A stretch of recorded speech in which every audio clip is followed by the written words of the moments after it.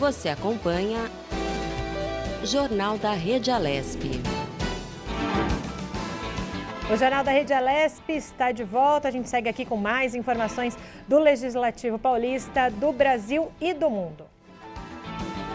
E como vocês já viram aqui no nosso plano aberto no jornal, recebo novamente aqui nos nossos estúdios a deputada Janaína Pascoal, do PSL. Sempre um prazer ter a senhora aqui com a gente, deputada. A honra é minha, estou sempre à disposição. Bom dia a todos que nos acompanham. Pois é, e nos últimos dias, né, deputada, principalmente nas últimas 48 horas, talvez, muito se falou da volta às aulas, tinha liminar que proibia, quer dizer, que nesse momento não se poderia ter a aula presencial, né, uma liminar da PUESP, depois foi revogada essa liminar. Muita coisa aconteceu, né, uma disputa jurídica por essa volta ou não presencial. Qual a análise da senhora sobre? Eu entendo, até elogiei publicamente que o presidente do Tribunal de Justiça acertou ao derrubar a liminar, né, que era uma liminar, com todo respeito, de raiz mais sindical, vamos dizer assim, né, pautada numa ação de raiz mais sindical do que preocupada com a situação das crianças propriamente. É óbvio que num momento de pandemia, né, diante da existência e do alargar pelo país, não em São Paulo, mas pelo país, de uma doença, de uma pandemia, né, é óbvio que qualquer decisão tem bônus e ônus. Então, dá um pouco de medo, mas eu entendo que os prejuízos que as crianças estão sofrendo com as escolas fechadas é maior do que um eventual risco, né? Em outros países, as escolas não ficaram fechadas por tanto tempo. Mesmo os países onde as mortes por milhão de habitantes são muito superiores, e é importante registrar que o Brasil não está no topo do ranking das mortes por milhão de habitantes. Mesmo nesses países, as escolas abriram mais rapidamente.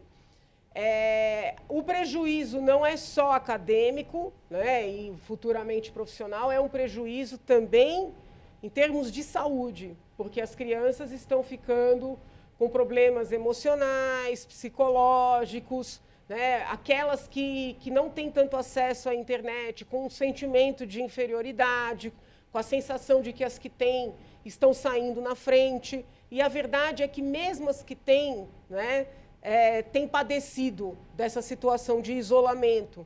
Então, com responsabilidade por parte de gestores, né, das várias unidades, dos professores, principalmente das famílias, orientando seus filhos para a necessidade de cumprir os protocolos, é muito melhor para a sociedade a retomada das aulas.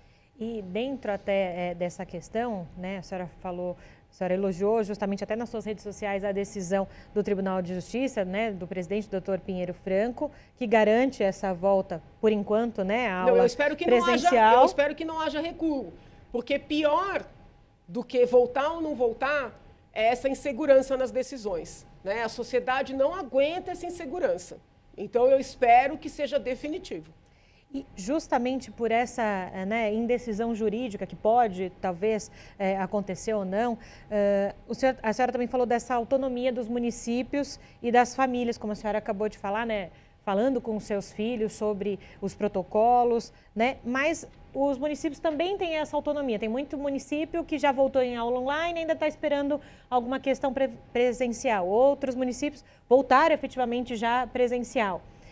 Qual que é a análise que a senhora faz? Acho que muito dentro do que a senhora falou, né? Essa indecisão atrapalha a sociedade também. Eu nunca sou partidária do autoritarismo, entendeu? Olha, vamos voltar e o município que não voltar vai ser punido, ou como tem acontecido com relação ao funcionamento do comércio, né? Vamos fechar e o município que não aceitar não vai receber vacinas. Esse tipo de autoritarismo, eu não comungo com ele.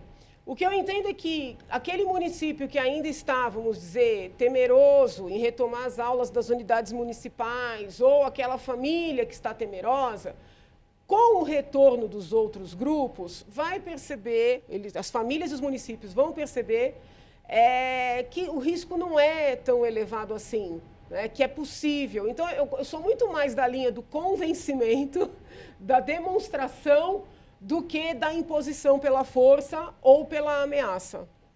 E também, o próprio sindicato, aproveitando falar dos professores e também, o Sindicato dos Professores pediu, então, que os educadores pudessem ser inclusos nos grupos prioritários para a vacinação, para que se tivesse, talvez, uma volta segura. A gente sabe que não temos, nesse momento, vacina para todos, né? O que a senhora pensa sobre essa questão? Então, eu quero aqui deixar bem claro que eu respeito as autoridades que decidiram iniciar pelas pessoas mais idosas, mas eu não concordo com esse critério, porque eu entendo que as pessoas mais idosas, maiores de 90, de 80 anos, até de 70, têm condições de ficarem resguardadas nas suas casas.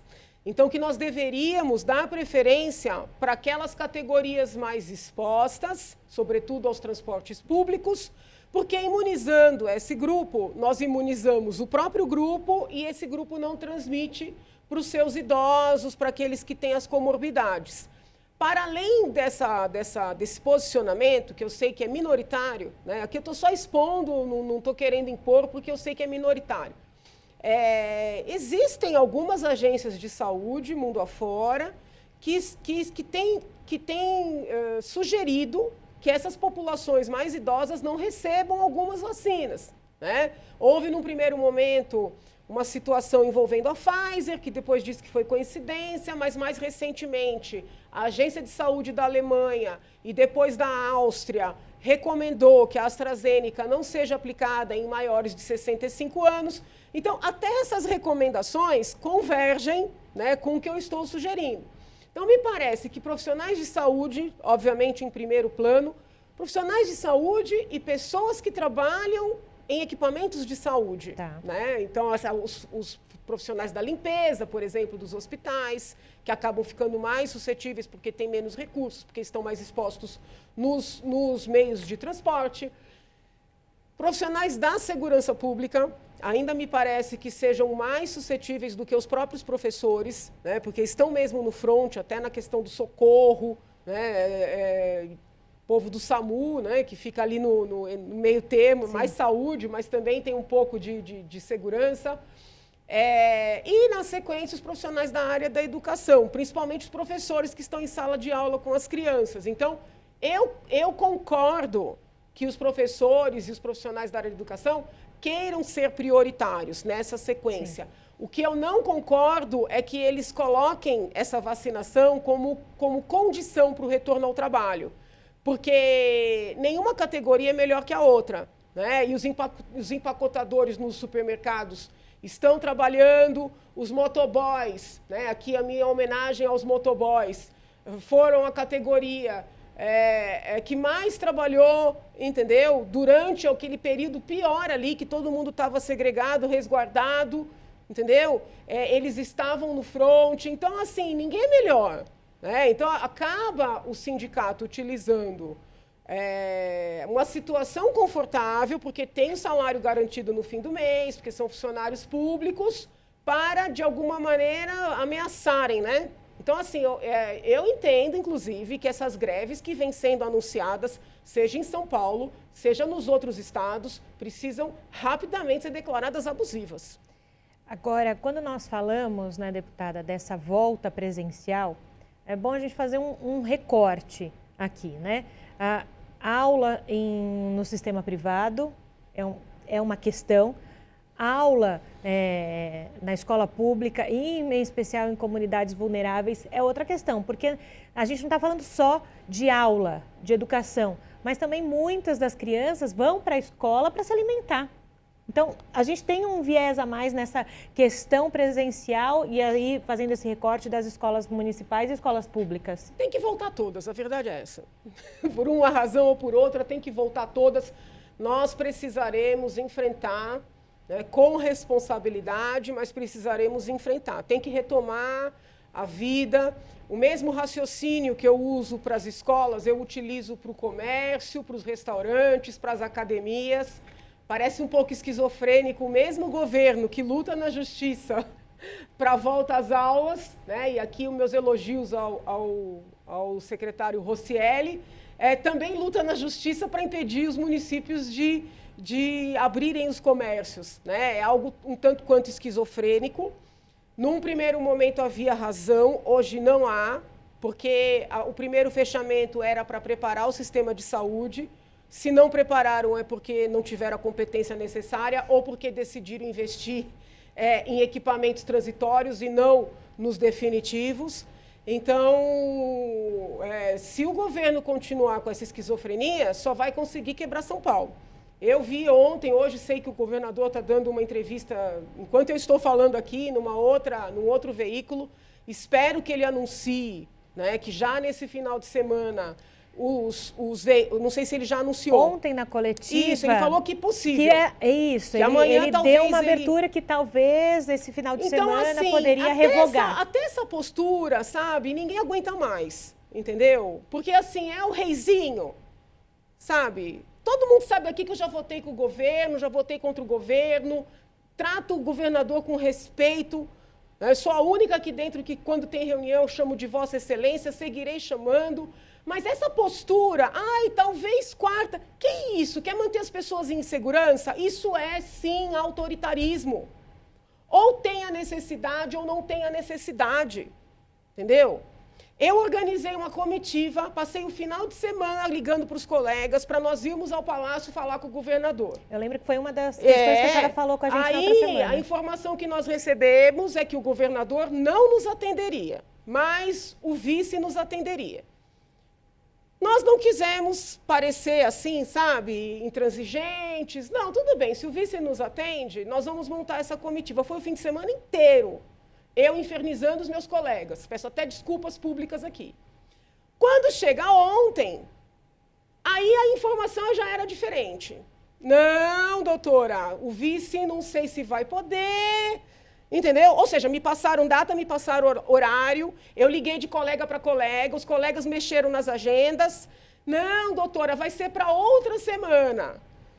E não podem vir os 14, que na verdade nós somos um número maior, mas naquele momento, naquele dia e horário, apenas 14, num primeiro momento, poderiam. Não podem vir 14, nós vamos atender apenas 4. Que brincadeira é essa? Entendeu? Que brincadeira é essa?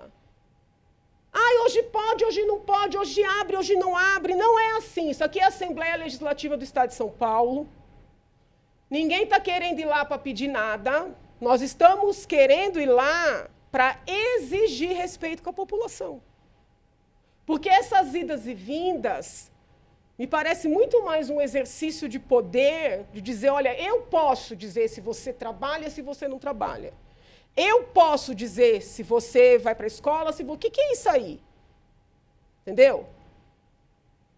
E eu não estou falando de deputados negacionistas. Todos os colegas para quem eu telefonei são colegas que reconhecem a gravidade da doença, muitos, inclusive, já adoeceram como eu.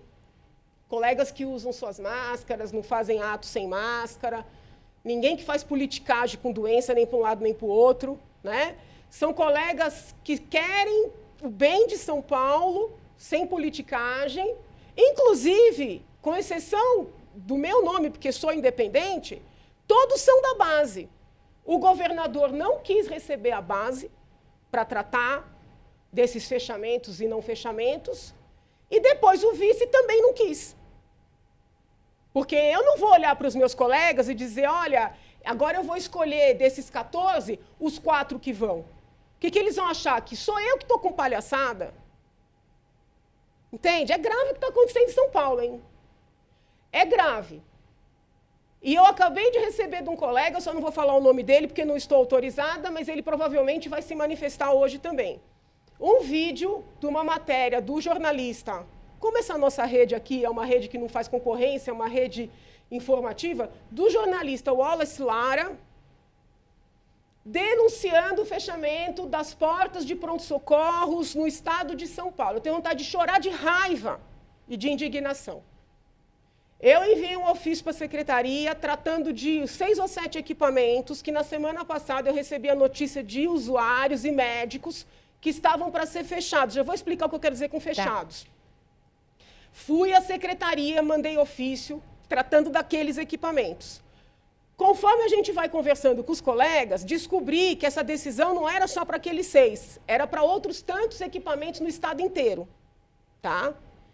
Pois bem, como eu, outros colegas foram à secretaria, mandaram ofício, telefonaram e receberam a informação que eu recebi, que isso era uma análise, que estava em avaliação, que seria postergado. Caramba, estão fechando hoje. Entendeu? Quando eu explico fechar, é o seguinte, você tem lá, vou dar um exemplo, Hospital Pedreira. Tá? Não foi o que foi fechado hoje, pelo que eu levantei, mas nós vamos lá hoje constatar. Hospital Pedreira é um hospital que atende média e alta complexidade ali, casos, né, graves, mas também tem porta aberta para a população e no pronto-socorro. É um dos que está, né, na lista lá, dos que estão na lista para fechamento. Então, o que acontece? O cidadão vai chegar ali, vai estar a porta fechada. Não é que o hospital vai ser fechado, vai estar a porta fechada. Aí ele tem que ir ou numa UPA ou numa UBS, entendeu? Para poder alguém dali ligar para o CROSS, para conseguir uma vaga, para conseguir uma ambulância, para chegar de ambulância. Outro dia um senhor ligou no gabinete e disse assim, eu estava com um pico de pressão, cheguei na UBS, a mulher falou que eu precisava procurar um médico. Então, pera lá. Que brincadeira é essa aí? Entendeu? Que brincadeira é essa aí? Ah, mas é o seguinte, se a gente ocupar o hospital de média complexidade com bobagem, vai gastar recurso e a prefeitura é que tinha que cuidar. Então, vamos primeiro olhar se a prefeitura equipou, entendeu? A UBS, a UPA, o equipamento básico ali, numa condição que atenda a população. Porque uma dor no braço pode ser uma dor no braço, pode ser um infarte. E aí? Entendeu?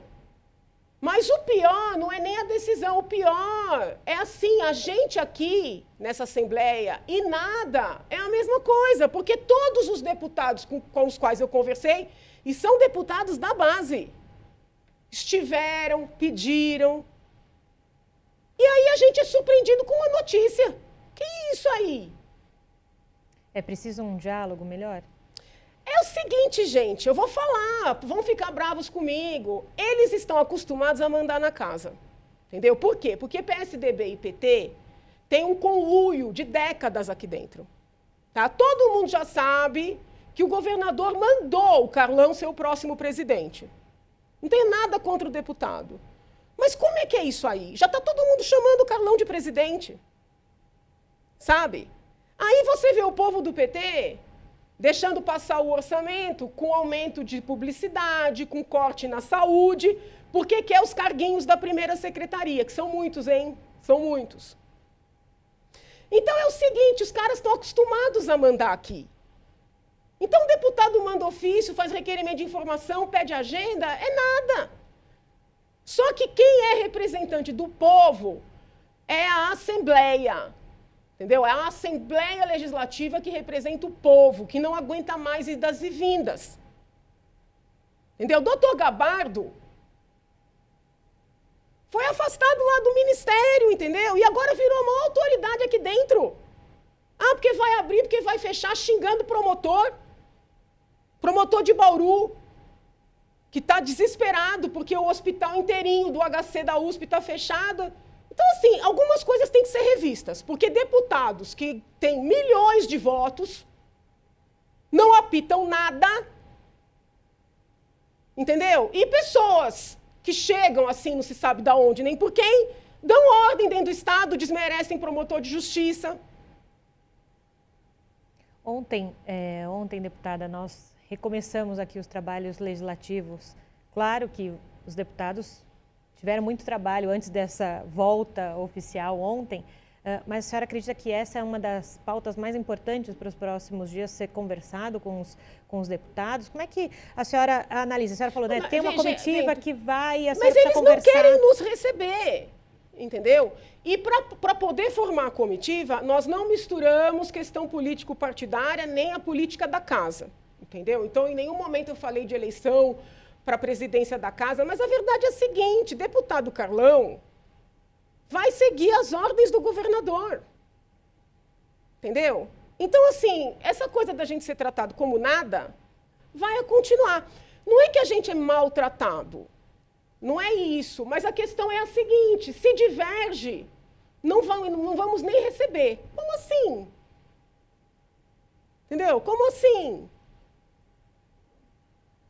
Agora, cada colega tem que refletir se vai se submeter a isso. Porque não adianta nada, não, está revoltado, está todo mundo revoltado. Chega na hora da eleição, vai votar no Carlão, vai votar no nome que o PT indicar. Vai continuar tudo igual. Há alguma possibilidade nas próximas eleições da senhora se candidatar a presidente? Não, não, até para eu ter essa legitimidade de crítica, eu não vou concorrer a cargo nenhum. Porque senão vão achar que eu estou interessada, entendeu? Então, já declarei isso aí no plenário, mantenho, não vou concorrer, até para eu poder fazer essa crítica que eu considero construtiva para o Estado de São Paulo e para a política nacional também, porque São Paulo tem impacto na política nacional. E ainda aproveitando esse gancho de volta aos trabalhos, a gente sabe de alguns PLs da senhora do final do ano também, principalmente com relação à celeridade na adoção. O que a senhora espera dessa continuidade, talvez já ser colocado em pauta ou nesse momento não? Como é que a senhora entende os seus Ontem teve a reunião PLs? do Colégio de Líderes, o deputado Camarinha coordena um trabalho importantíssimo, que é de fazer uma lista de prioridades para cada parlamentar. O presidente Cauê disse que iria tentar, antes do término do mandato dele, ele tem acho que 40 dias de mandato ainda, pautar pelo menos 15. Ele falou em 15 por semana, né? Então, vamos ver. Mas se conseguir aprovar 15 aí nesses 40 dias, PLs de deputados. Para fazer essa lista do deputado Camarinha, cada parlamentar indica a sua prioridade. Então, eu indiquei como prioridade o projeto que proíbe gasto de dinheiro público em publicidade, né? Porque não tem cabimento cortar dinheiro da saúde, cortar dinheiro da segurança e fazer propaganda de gestor, não importa de que partido seja, nem quem seja. Tá? Critico o gasto de gestão do PT, de gestão do PSDB, de gestão do PSL, agora o presidente não é mais PSL, mas foi. Então não importa, entendeu? Eu acredito, não sei, vamos aguardar. Né? Aí a gente tem dois problemas. É uma pauta sensível, porque político adora gastar dinheiro com publicidade, né? Nem é para fazer propaganda, é para não ser atacado. Isso é importante de ser dito. O dinheiro gasto com a publicidade, ele não tem exclusivamente a finalidade de fazer propaganda favorável do político. Ele tem também o objetivo de blindar. As coisas ruins não aparecem, quando aparecem, aparecem com uma explicação, entendeu? Então, assim, acho dificílimo eu ter apoio nisso. E tem uma questão pessoal, entendeu? Né? Tem toda a história do impeachment, o PT nunca vai me perdoar, o PSOL ainda obedece muito o PT na casa, entendeu? Mas, assim, as minhas prioridades para este ano, em termos de projetos, que eu tenho vários em andamento, mas seriam o da publicidade e o da celeridade na adoção, né? Porque são muitas crianças envelhecendo nos abrigos, né?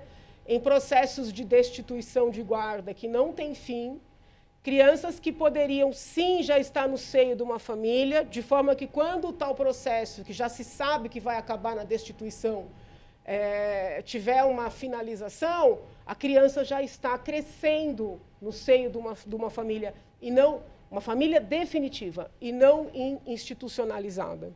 E eu vejo aqui na agenda da casa, a senhora me confirma ou não, que na próxima segunda-feira tem um ato solene programado sobre esterilização e autonomia individual. Sim, eu estou chamando então, já aproveitando Sim, também. eu estou chamando essa audiência pública. Aqui chama ato solene porque houve um ato da mesa, né, dando essa designação.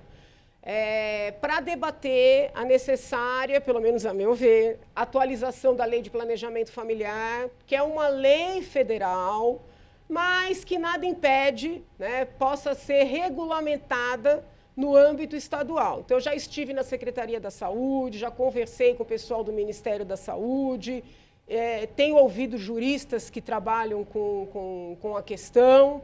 Na segunda-feira próxima, às 10 da manhã, vai ser transmitido aqui pela Rede Alesp, já agradeço. O autor da lei, que é o doutor ex-deputado Eduardo Jorge, já confirmou a presença, então ele vai trazer um histórico da lei. E eu quero aqui dizer que a lei, na época, foi boa, mas hoje precisa ser atualizada. Vai ter um representante do Ministério da Saúde, uma representante da Secretaria da Saúde, entendeu?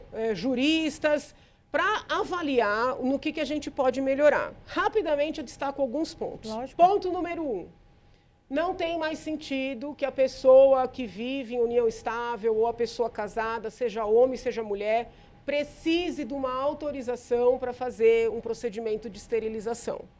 É desejável que o casal decida junto, que vá, por exemplo, na reunião com assistente social, com psicólogo junto? Obviamente é. Mas ter a exigência de um documento para que o médico possa fazer, né, para que o médico tenha segurança de fazer sem ser processado, não tem cabimento. Outra coisa, não tem sentido obrigar uma mulher que já decidiu por fazer a laqueadura a se submeter a um outro procedimento, que hoje, por exigência legal, a mulher, por exemplo, já tem 4 filhos, vai fazer uma 4ª cesárea, já fez entrevista com todo mundo, está decidida a fazer a laqueadura, o médico não pode fazer. Se ele fizer, salvo uma situação de necessidade de saúde, se ele fizer, ele pode ser processado criminalmente. Então, nós queremos dar o direito das mulheres fazerem o procedimento de laqueadura durante o parto, para não ter que passar pelo risco de uma outra intervenção. E as pessoas com deficiência ou as pessoas que são usuárias de droga, né? A nosso sentir, diante da nova legislação do Estatuto da Pessoa com Deficiência, devem ter o direito de decidir fazer o procedimento. Porque os tribunais estão dizendo o seguinte: não, ninguém pode fazer à força, e estão certos. Ninguém pode fazer a pedido da família, e estão certos. Mas quando a pessoa pede, seja a pessoa portadora, não é mais correto falar isso aí, ou a pessoa tem uma deficiência, ou seja uma pessoa que tem uma dependência química, mas que vai lá num momento que não está sob uso de drogas e diz: eu quero fazer o procedimento, mesmo tendo 4, 5, 6 casos de 8 filhos, eles não aceitam fazer o procedimento porque não dão valor para aquela manifestação da vontade. Então, são pelo menos 3 pontos que nós precisamos debater para rever. Então, faço novamente o convite na próxima segunda-feira, no dia 8, a partir das 10 horas da manhã, o ato solene, a audiência pública, que a deputada Janaína Pascoal nos falou agora. Então, agradeço, deputada, mais uma vez a presença da senhora aqui nos nossos estúdios, conversando com quem está em casa. Honra minha. Bom dia a todos. Bom dia, bom trabalho, deputada. Obrigada. E a gente segue por aqui no Jornal da Rede Alesp. Um centenário britânico, símbolo da pandemia no Reino Unido, surpreendeu com mais uma atitude de força. A repórter Priscila Silvério está de volta aqui no Jornal da Rede Alesp e conta pra gente essa história do capitão Tom Moore. Oi, Priscila, bem-vinda de novo. Oi, Julie.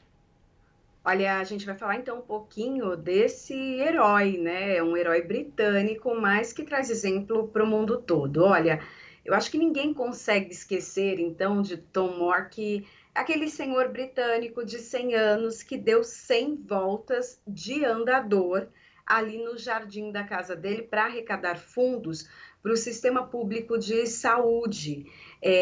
Infelizmente, né, a gente tem a notícia então que o capitão Moore, ele foi internado com Covid-19. A família disse que na semana passada ele já tinha sido diagnosticado então com o coronavírus.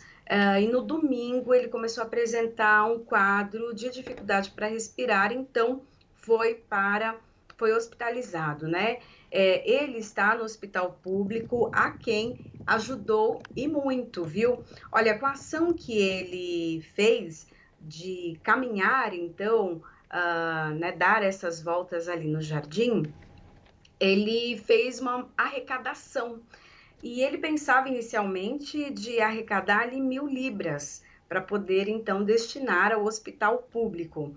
Mas essa ação teve um efeito tão grande e essa vaquinha chegou a 33 milhões de libras. né? Então, pôde ajudar ali o sistema público de saúde a atender as pessoas e enfrentar esse momento de pandemia, né? E ele que é considerado um símbolo do combate ao novo coronavírus, foi condecorado pela Rainha da Inglaterra, né, pela atitude que teve, e ele disse que essa ação dele foi apenas para retribuir, então, o atendimento que ele recebeu do sistema público de saúde quando ele quebrou o quadril e também quando precisou se tratar de um câncer no cérebro. A família informou, então, que ele não está na UTI, né? Não precisou desse atendimento, e a certeza do atendimento de qualidade que ele tem, né, faz com que tanto ele e a família acreditem que logo, logo ele estará recuperado e em casa, né? Essa é a expectativa da família, e eu acho que de todos nós, né, de termos esse herói, né, herói principalmente para aquele país, mas eu acho que simboliza os heróis que nós temos também aqui no nosso país, tantas pessoas aí com mais de 100 anos, né, eu tenho ficado admirada de quantas pessoas nós temos no nosso país com mais de 100 anos, pessoas que realmente deram a parte da sua vida, parte do seu corpo, a sua segurança, a sua família, para cuidar do benefício, da segurança, né, de todos nós. Bom, e olha, já tem 2 meses, então, que o Reino Unido está vacinando os idosos. Ao todo, 9 milhões de pessoas, referente ali 14% da população, já ganharam pelo menos a primeira dose. A imprensa britânica diz que o capitão Tom ainda não tinha recebido a vacina porque vinha tratando de uma pneumonia, né? Então, ele precisava primeiro tratar dessa situação, desse quadro, para depois receber o imunizante. Vamos todos, então, ficar na torcida para que ele se recupere Priscila. Logo. Não só ele, mas todas as pessoas que nós sabemos que nesse momento enfrentam situações tão difíceis por conta dessa contaminação. É isso, Julie. Priscila, é bem interessante essa história que você nos contou, trouxe, né, esse herói. E até o primeiro-ministro do Reino Unido, Boris Johnson, ele tuitou sobre o capitão e disse assim, abre aspas, você inspira a nação toda e sei que estamos todos lhe desejando uma recuperação plena. Priscila, essa questão de você ter uma referência, né? Você, olha, uma pessoa que passou por tanta coisa na vida, já com mais de 100 anos, ter essa demonstração, né, de afeto pelo outro também é muito importante nesse momento que a gente vive de pandemia, né? Ainda mais. É verdade. Você viu que todo esse esforço que ele teve, né, foram 100 voltas ali no jardim, com andador, com dificuldade, e ele deu uma volta representando a cada ano de idade que ele tem. Então, um agradecimento pela vida e o dinheiro destinado ali para o sistema público de saúde é um sinal de gratidão, ou seja, todas as vezes que ele precisou, ele teve um atendimento público de saúde de qualidade, né? Então, ele reconheceu isso, devolveu isso para o sistema, para poder ajudar várias outras pessoas. E como você disse, né, é um exemplo, né? É um exemplo como cidadão que lutou pelo seu país, que exerceu ali a cidadania e depois, agora já com seus 100 anos, dando mais uma lição para a humanidade. É isso mesmo, Priscila. Falando ainda sobre essa questão, você falou já do início da vacinação no Reino Unido. Olha, eu sempre tenho aqui no meu celular, Tayana, a colinha do vacinômetro. Você sabe o que é, né, Priscila? Do governo do estado de São Paulo.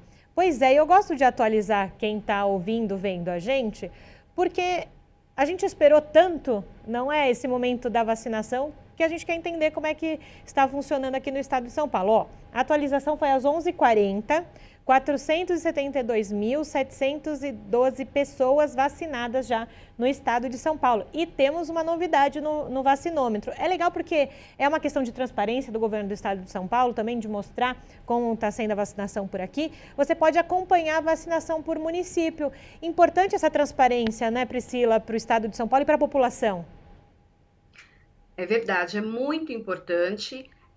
Inclusive, né, nós vimos nos últimos tempos, principalmente ali em Manaus, a questão de uma vacinação que fugiu do controle, né? Tanto que pessoas que não fazem parte do grupo de risco, não são pessoas da área da saúde, acabaram sendo vacinadas porque têm ali contatos, né? Enfim. E é bacana quando a gente tem essa transparência aqui no estado de São Paulo, de poder saber, porque cada pessoa vacinada, ela recebe, né, um cartão que comprova a vacinação dela e comprova também quem ela é. Então, eu acho que isso é essencial e é uma ótima notícia, né? Como você disse, Júlia, a gente ficou aí esperando meses, esperando dar essa ótima notícia para a população, para poder divulgar essa notícia. Nós contamos aí os segundos e realmente é muito feliz, assim, é muito importante. Cada vez que a gente vê que novos insumos são liberados, novas vacinas vão ser disponíveis. Né, esse final de semana, estava conversando com o meu pai, tem 77 anos, né, faz esse ano, e ele falou, não vejo a hora de sair a vacina, estou aqui esperando na fila. Então, há uma expectativa muito, muito grande, né? E os nossos idosos, com certeza, querem voltar às atividades e, né, sair, ou ir à igreja, ir ao clube, fazer uma atividade física, caminhar com os amigos, voltar a ter uma qualidade de vida na terceira idade. E essa vacina vai trazer, então, esse alento para todos nós de uma vida não normal ainda, porque usaremos máscara por um bom tempo, mas pelo menos nós estaremos um pouco mais tranquilos, né, de chegar perto de outra pessoa, de estar próximo aos idosos, que é um risco muito grande que a gente evita já há quase um ano, né? E você está falando, né, Priscila, referente aí à vacinação dos idosos, a expectativa, e eu falo mais, as crianças também estão com a expectativa. Quando você era criança, Júlia, você também corria de uma vacina? Corria de uma vacina. Mas as crianças hoje em dia, elas estão loucas pela marquinha da coragem, né? Pelo menos é assim que eu escuto as crianças falarem, já que voltou às aulas. Escutei ontem, na saída da escola das minhas filhas, essa história de as crianças não veem a hora da marquinha da coragem para poder abraçar os amiguinhos, abraçar os professores, né? Então, são notícias aí que deixam a gente contente, né? É verdade, né, meninas? E como você mesma disse, né? Quando nós éramos pequenas, eu não sei, Tayana é mais novinha, não sei se ela pegou essa fase. A Julie também é novinha, mas talvez ela tenha pego. Que tinha o revolvinho na escola, que a gente tomava vacina na escola mesmo. Era uma fila imensa. Não sei se vocês passaram por essa experiência. E tinha um revolvinho que dava vacina. Então, você só chegava com o braço e tomava aquele susto. Hoje tem toda, né?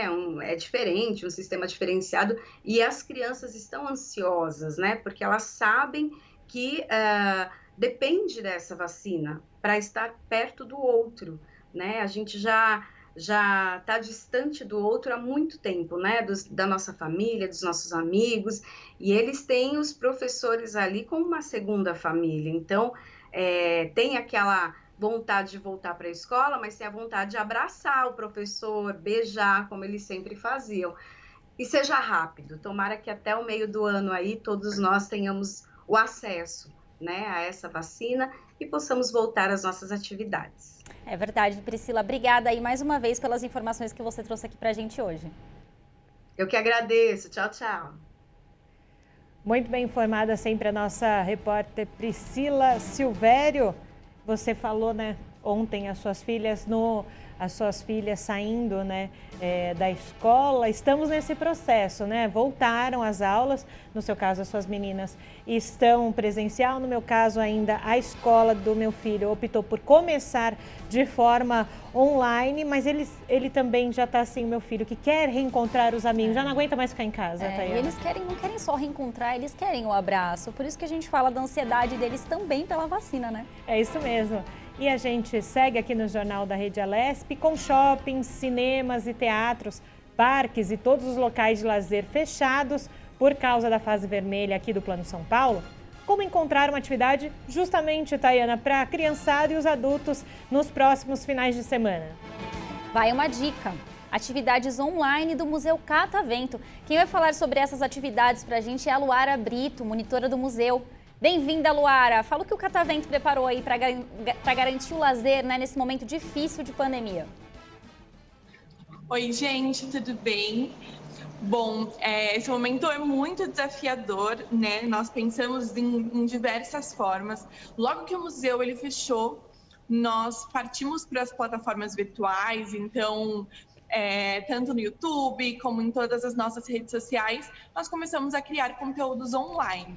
Então, nós criamos diversos programas para levar o entretenimento para a criançada em casa e para que eles conseguissem continuar aprendendo de uma forma divertida, como é aqui no museu, mas aí na casa de cada um, né? Então, entre esses programas tem experimentos que eles podem fazer em casa, tem construções, tem explicações mais didáticas, assim, de cada parte do museu, aulas didáticas e divertidas para a galera online. E, Luara, me diga uma coisa, essas atividades são do dia 7 de fevereiro ao dia 19, muita atividade online, gratuita. Como vai funcionar? Então, passa o serviço para a gente. Como os pais e a criançada podem acessar esse momento, então, com o Catavento? Na verdade, as atividades online do Catavento, elas já estão rolando desde o início da pandemia, nós já partimos para a plataforma online, né? Mas no dia 5, na verdade, e no dia 19, nós teremos 2 programas muito especiais. Nós criamos várias séries online, entre essas séries o Lab Lego, que é uma série em que nós ensinamos a partir de peças de Lego. Aqui no Museu Catavento nós temos o Laboratório Lego, Laboratório de Lego Education, e que era assim um lugar em que as crianças piravam e amavam conhecer. Sem dúvidas nenhuma, era um dos lugares mais visitados. Então, a gente não quis que as crianças ficassem sem isso nesse período que eles estão em casa, né? Então, em especial, no dia 5, nós teremos a construção do MASP. Eu estou até aqui com ele do meu ladinho para mostrar para vocês. Olha que coisa mais linda. O MASP todo de pecinhas de Lego. E não é só a construção, né? Ao decorrer da construção, vai existir toda uma conversa super didática e divertida, contando algumas curiosidades sobre MASP, algo bem legal. E no dia 19, nós vamos montar a Torre Eiffel. Olha isso. Também toda feita de pecinhas de Lego. Aí precisa ter habilidade. E também na mesma pegada do MASP. Não vai ser só a montagem, vai ser a montagem com algumas curiosidades dela também. Agora a gente está, né, aí na fase vermelha, como a gente vem falando. Como vem sendo a preparação aí dos protocolos também de vocês? Então, a gente já vem se preparando há muito tempo. O Museu Catavento, ele reabriu em outubro de 2020. Mas durante todo o tempo que nós passamos fechados, nós nos preparamos para a reabertura. Então, equipamos o museu todinho com álcool em gel. Ninguém entra no museu sem antes aferir a temperatura e passar pelo nosso tapete de higienização. E também, obviamente, adaptamos todas as monitorias. É muito difícil para um museu de ciências que é totalmente interativo voltar nesse momento, né? Porque o nosso público estava acostumado a tocar em tudo, a ver tudo tocando, assim, né? E aí, nesse momento tão desafiador, nós resolvemos mudar tudo isso. Então, os grupos, eles são agendados, eles têm que ser agendados pelo site, pelo pelos números de telefone do Catavento, né, que são encontrados tanto no nosso site quanto nas nossas redes sociais. E aí, agendando, entram grupos de 10 pessoas por vez, de 10 em 10 minutos. Então, o máximo de pessoas que ficam numa sala por vez são 10 pessoas, para a gente, né, não correr risco de aglomeração, de nada disso. Também para a segurança, tanto dos nossos colaboradores quanto dos visitantes. Nós distribuímos para os nossos colaboradores máscaras, face shields. Então, nós estamos nos adaptando, né? Então,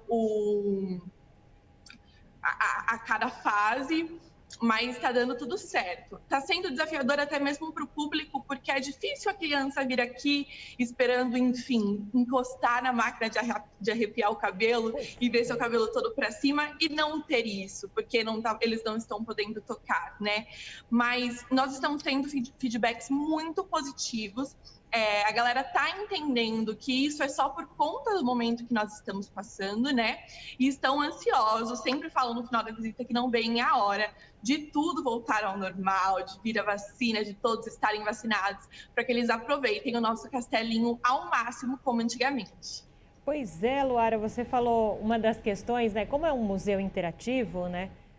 Isso que você falou talvez é o que chame mais a atenção da criançada, né? Essa questão de você colocar a mão ali no círculo, o cabelo ficar em pé, toda uma questão de eletricidade, enfim, que também é contada para as crianças, para eles irem aprendendo um pouquinho sobre essas questões, mas ao mesmo tempo, pelo que você me conta, o Museu Catavento tem conseguido buscar alternativas para que não falte diversão e cultura para essas crianças, algumas vão presencial, que se sentem mais seguras, as outras nesse modo online.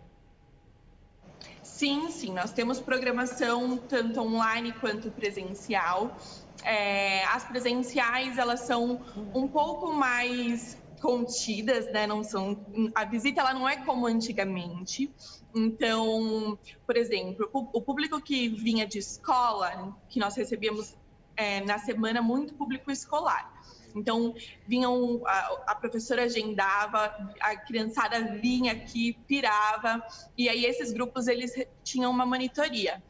Já o pessoal que vinha de final de semana, que era mais família, era pai, mãe, tio, vó, avô, todo mundo junto, essa galera não recebia monitoria, só nas salas específicas. Então, lugares que eles amam, por exemplo, o nosso simulador de nave espacial, nosso simulador de submarino, nosso laboratório de Lego, o Dinos do Brasil, que é uma realidade virtual sobre dinossauros incrível, estão fechados, porque, né, é um espaço fechado em que tem uma limitação de pessoas, que tem que estar lá dentro, fechadinho, então...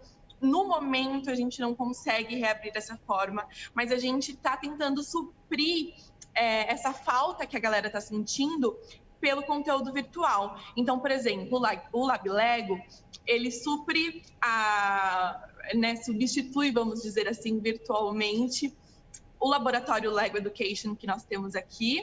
Então, ele sai quinzenalmente, às sextas-feiras, às 16h, e nós temos várias outras programações, por exemplo, por dentro do Catavento, que vai desvendando cada lugarzinho do Catavento para você se sentir aqui virtualmente, para a galera que não se sente segura ainda em sair de casa.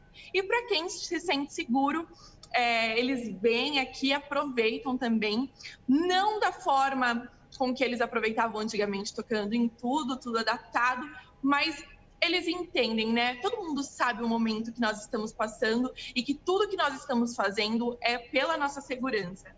Se a gente pudesse, a gente estava deixando todo mundo tocar em tudo, mas não é seguro no momento e a gente não quer fazer nada sem segurança. Então, vamos seguir tudo no momento certo e aí, quando tudo puder voltar ao normal, aí sim, libera para todo mundo voltar a arrepiar o cabelo, viajar de nave espacial e aproveitar ao máximo o museu.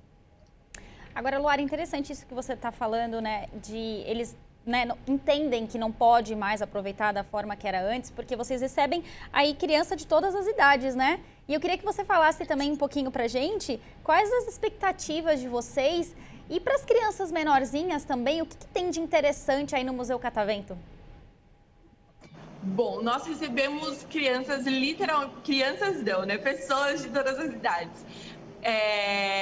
O Catavento ele é direcionado para o público a partir dos 7 anos até a galera da melhor idade, então 60, 70, não temos limite. Mas a gente fala nessa questão dos 7 anos realmente por ser algo mais científico. Mas todas as nossas monitorias, todos os nossos espaços, eles são muito adaptáveis. Então, por exemplo, quando chega uma galera de 3 anos de idade, eles vão entender, não da mesma forma que, por exemplo, explicar física para uma galera de 3 anos de idade é um pouco difícil.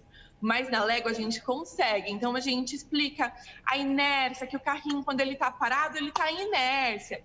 Quando ele se movimenta, ele sai da inércia. E a criança, ela não vai, de 3 anos, por exemplo, ela não vai assimilar isso. Mas nós adaptamos para que ela também participe e que todo mundo esteja incluso nisso. Para 2021, nós temos muita coisa para ser lançada.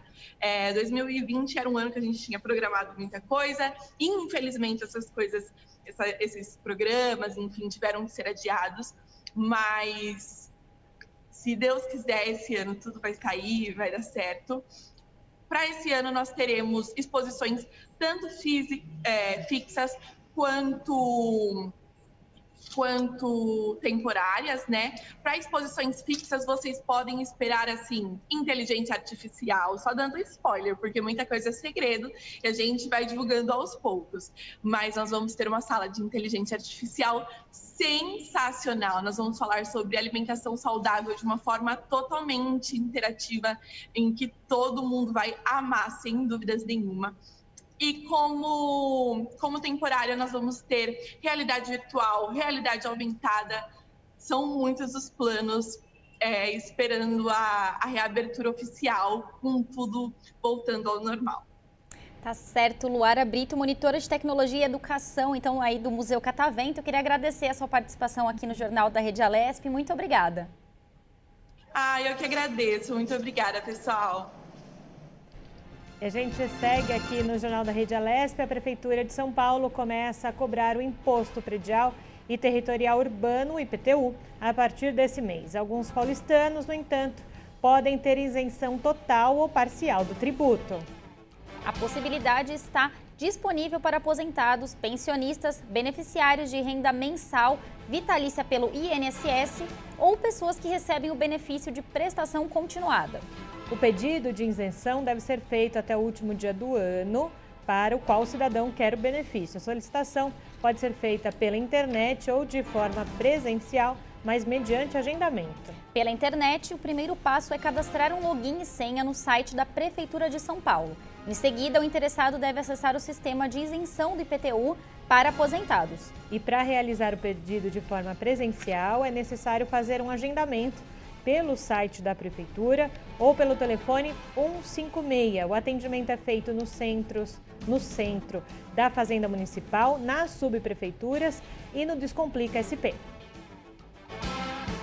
Nós falávamos, acho que semana passada, né, com um economista, justamente sobre essas contas do início do ano, né? Mais uma conta, IPTU, né? Sempre chega. É verdade.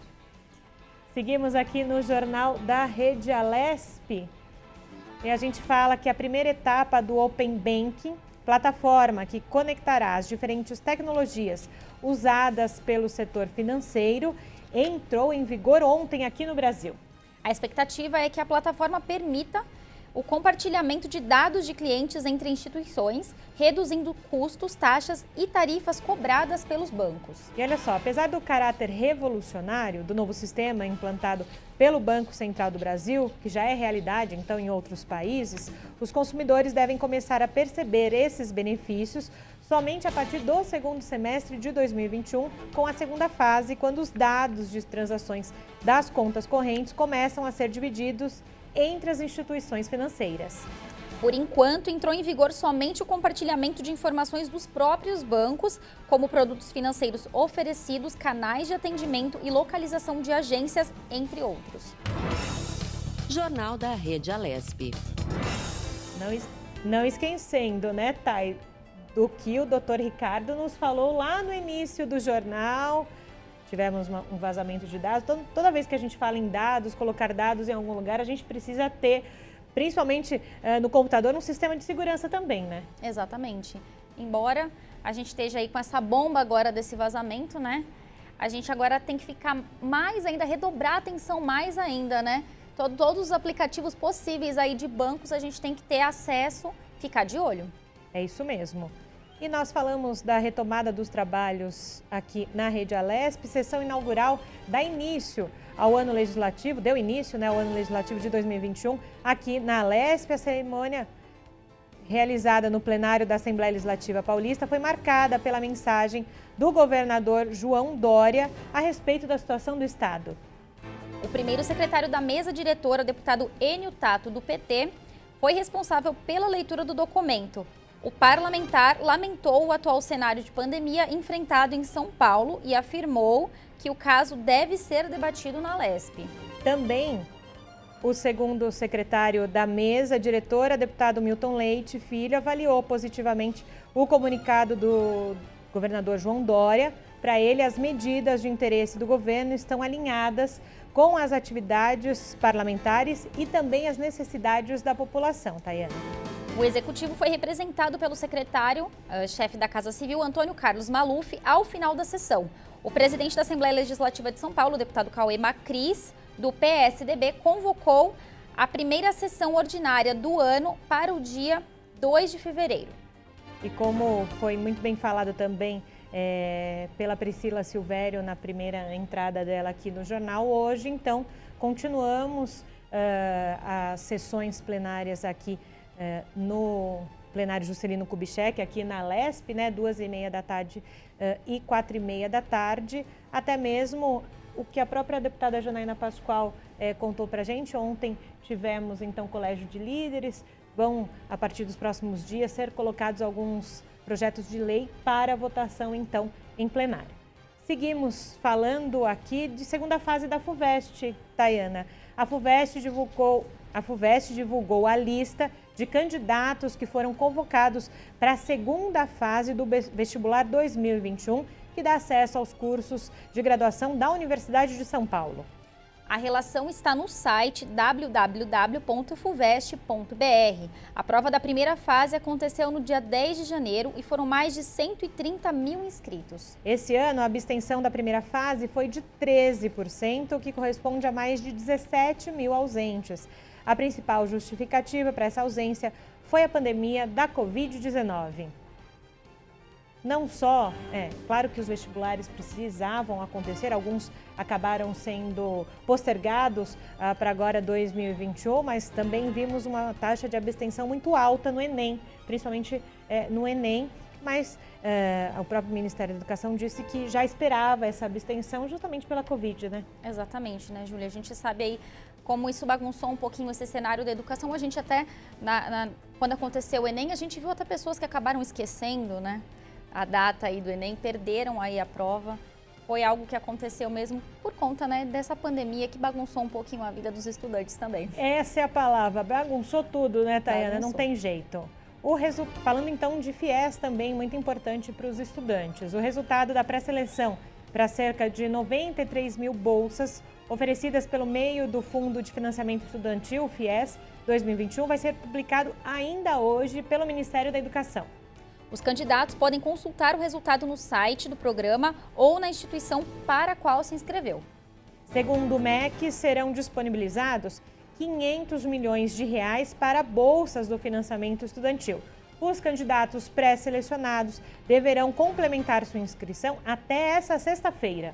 De acordo com o Ministério da Educação, os candidatos não selecionados vão integrar uma lista de espera, podendo ser convocados a qualquer momento a partir de amanhã até 18 de março. A seleção para o FIES é feita com base nas notas do Exame Nacional do Ensino Médio, Enem, que nós falamos agora há pouco sobre ele. Na edição desse ano, pode participar quem fez o Enem entre 2010 e 2019 e obteve média acima de 450 e não zerou a redação. Continuamos aqui no Jornal da Rede Alesp. Tayana, naquele momento em que nós damos spoilers. Já sabe qual é o momento, né? Aham. desde o início da pandemia, né, todos nós aqui da Rede Alesp, repórteres, editores, produtores, o pessoal da edição de imagem e texto, trabalhando intensamente para levar para você que está em casa a melhor informação, não só sobre a pandemia em si, mas também todos os setores que têm sido impactados. E o que nós estamos fazendo também, temos as nossas gravações do Conexão Legislativa, também do Alesp Conecta. Temos, a partir desse ano, o Alesp Cidadania, que a Tayana Conrad apresenta. Então, conta pra gente, já que o pessoal está sabendo dessa novidade do Alesp Cidadania, o que você tem gravado aqui no estúdio. É verdade, aqui no estúdio a gente começou a gravar, né, há 2 semanas aí o Alesp Cidadania, eu venho gravando aí toda quinta-feira. Na semana passada eu gravei um pouquinho sobre a volta às aulas, né? A gente gravou também sobre economia. Tá tudo lá no nosso canal do YouTube, então acessa lá o YouTube da Rede Alesp, tem tudo certinho, é só acessar a playlist ali do Alesp Cidadania e tem vários outros programas interessantes também com outros apresentadores. Nessa quinta-feira eu também tenho uma outra gravação aqui com o deputado Gil Diniz. A gente vai conversar um pouquinho sobre um projeto de lei dele sobre vacinação, né? Fora isso, também a gente tem gravado em casa, né, Júlia? Intensamente. O que você tem gravado na sua casa? Pois é, intensamente, viu? Desde o início da pandemia, nós, repórteres, não paramos, continuamos em home office trabalhando. Gravei ontem, até justamente esse tema da educação é muito recorrente, né? Falando sobre bons planejamentos para alguns municípios aqui do estado de São Paulo, que com seus consórcios de município têm ajudado os professores nessa formação tecnológica, que é muito importante, porque muitos professores também precisaram adquirir essas habilidades tecnológicas. Foi bem interessante e, como sempre, aqui a Rede Alesp, sempre muito antenada com o que acontece na Casa Parlamentar. Então, os cursos do Instituto do Legislativo Paulista voltam a partir da semana que vem. Também gravei com um dos palestrantes já do próximo dia 9 para falar, olha, eu achei um tema tão interessante, logo mais vai ao ar e vai pro canal do YouTube, falando o quanto história em quadrinho, HQ e caricatura pode contar a história política do Brasil e do mundo. É muito legal, Tayana. Porque vamos combinar, né, Júlia? Vai ser muito difícil contar isso para os nossos netos daqui para frente. Esse cenário que a gente tem vivido, né? Eu fico pensando, acho que virou meme até em grupos de mães, né, no WhatsApp, como os professores, principalmente de história, vão contar essa história atual daqui a uns anos, né? E não deixa de ser um desafio de repassar isso para as próximas gerações, não é, Tayana? Tudo bem que os nossos filhos vão saber de letra contar o que passaram, o que estão passando nesse momento, né? Mas é interessante que tudo isso esteja também num gibi, né? Para ficar um pouquinho mais simples de contar aí para os netinhos daqui a uns 30 anos. Mais ou menos isso, Tayana, mais ou menos uns 30 anos. Pois é, e aproveitando, falando essa questão de filhos, né? Nós estamos aqui apresentando o Jornal da Rede Alesp, mas também somos mães, né, Tayana? E a gente ficou também nessa expectativa de volta presencial, de volta online ou de um modo híbrido, né? A escola do meu filho, por exemplo, deu a possibilidade das famílias escolherem nesse momento como fazer, a priori nesse momento online, mas se voltar presencial, de como seria. Como é que você tem trabalhado essa questão em casa também? A escola das minhas filhas também deu essa opção e eu escolhi a opção de mandar as criancinhas para a escola. Afinal de contas, a gente sabe como fica o psicológico deles também, né? Pegando um gancho nisso que você está falando, ontem eu fiz uma entrevista que também ainda vai ao ar com o subsecretário de Tecnologia e Inovação de São Caetano. E aí ele comentou comigo também sobre um programa que eu também vou gravar e depois quero que todo mundo veja, o Caetana Conecta, que é um programa voltado a mulheres, principalmente mães que querem se recolocar no mercado de trabalho ou que querem empreender. E eu achei bastante interessante, então a gente vai gravar também sobre isso. Então eu já pego esse gancho mãe, mulher, né, para falar aí para vocês. Porque somos mães, profissionais, né, e não para, né? Não é uma tarefa fácil. Não é fácil, mas estamos dando conta muito bem, né, Tayana? Tá tudo certo, né? Não tem problema. Mas a gente fala dessas questões. É muito interessante quando a gente traz algum tema aqui no Jornal da Rede Alesp, principalmente nos programas que a gente tem um tempo maior, né? Justamente para reverberar algum assunto e tudo mais, porque a gente traz, às vezes, as nossas experiências que estamos vivendo nesse momento de pandemia, ou em casa, ou como profissional, para buscar um especialista e conversar e que depois se tornam dúvida de muita gente, né, Tayana? É muito legal esse trabalho que a gente está fazendo para a sociedade. Exatamente. Aí, como eu falei, eu gosto de gravar programas sobre mulher, justamente porque a gente sabe que não é tarefa fácil, a gente sabe o quanto é complicado. A gente está aqui trazendo a notícia, falando de volta às aulas, mas a gente também tem as crianças lá, com a volta às aulas, a volta da nossa rotina também, embora a gente não tenha parado, né? Mas a gente tem vindo mais para a TV aqui presencialmente. Então é interessante esse trabalho que a gente vem fazendo, conversando com municípios, e eu gosto de descobrir pautas relacionadas a mulheres, mães, a empreendedoras. Também gosto de trazer toda essa questão da tecnologia, afinal de contas, também não é a minha especialidade, né, Júlia? Mas a gente sabe que todo mundo teve que aprender um pouquinho de tecnologia, né? É isso mesmo. E aprender sempre é bom. Ninguém sabe tudo, né? Nós estamos num constante aprendizado e é muito importante que a gente tenha também essa possibilidade de levar para você que está em casa essas questões. Mas vamos relembrar um pouquinho do que nós conversamos aqui no Jornal da Rede Alesp. Talvez muita gente chegou agora, só no final, vai poder rever também o jornal de hoje lá no nosso canal do YouTube, assim que termina o jornal ao vivo. E a gente começou falando sobre o Fevereiro Roxo, né? Falando sobre lúpus, falando sobre Alzheimer, falando sobre fibromialgia, uma questão assim que às vezes as pessoas têm um pouco do preconceito, a gente falou muito sobre essa questão do preconceito, e esse é um serviço da Rede Alesp, não é levar a melhor informação e prestar esse serviço que talvez as pessoas já tenham escutado um pouco sobre lúpus. Alzheimer eu acho que as pessoas escutam e falam um pouco mais, mas não de lúpus e de fibromialgia, e a gente deu essa possibilidade também para as pessoas. Na sequência, a gente falou com o Dr. Ricardo, falamos sobre esse mega vazamento de dados, que eu acho que vai deixar muita gente de cabelo em pé, né, Tayana? A gente trouxe até as nossas próprias preocupações, afinal de contas, a gente conseguiu descobrir, ou pelo menos os meus dados foram vazados, então a gente trouxe essa própria preocupação nossa também, o que vai acontecer e o que a gente pode fazer, né, Júlia? E aí a gente acabou descobrindo que o que a gente tem que fazer é ficar de olho nas contas bancárias e fazer um boletim de ocorrência, para pelo menos se resguardar do que pode acontecer, né? Pois é, tentar se resguardar, porque ao mesmo tempo que você vai lavrar um boletim de ocorrência, você tem que indicar quem vazou. E nesse momento, se alguém souber, ok, ótimo. Se não, vai ter que contar, olha, está nessa leva dos 213 milhões de pessoas que tiveram os dados vazados, não é? E a gente seguiu aqui no Jornal da Rede Alesp falando sobre a Defensoria Pública, que tem uma atuação muito importante aqui na Alesp e também em todo o estado de São Paulo. E o quanto, né, o Carlos Isa falou pra gente aqui, o quanto não parou o atendimento, né? Enquanto continuou, e esse atendimento que é muito importante porque é justamente voltado para as pessoas que não têm condição de pagar, né, Tayana? Exatamente. Acho que outro destaque também, Júlia, que a gente não pode deixar de falar é a questão do poupa-tempo aqui na Assembleia Legislativa, né? A gente tem aí, então, o poupa-tempo ficando pronto aí para atender a população aqui dentro da Assembleia Legislativa agora. Lembrando que a gente já tinha o Detran, agora a gente vai ter esse serviço aí incorporado para toda a população. É isso mesmo. E o Jornal da Rede Alesp vai para um rápido intervalo. A gente volta já já com mais informação para você. Não saia daí. Até já.